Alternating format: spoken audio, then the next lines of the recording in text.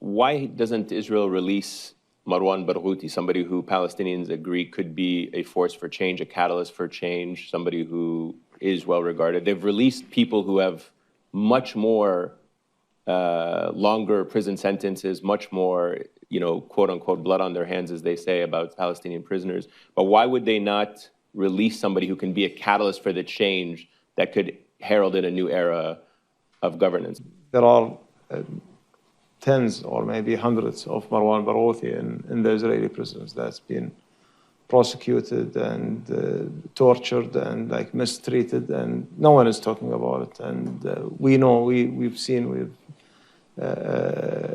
had all the reports that's coming out of these prisons that some of them are being imprisoned without even trial, and they need to be released. But the Israelis, they have their own calculations and when it comes to the release. And for example, when the hostage deal was reaching to the finish line, I remember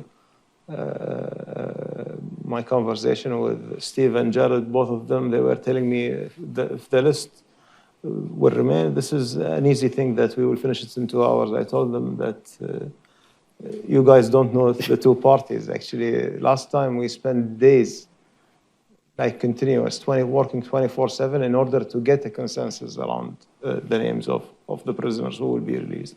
So Israel will never allow for symbolic name to be released. Yet they are still there in the prison and not allowing them to be released because of the symbolism of their names.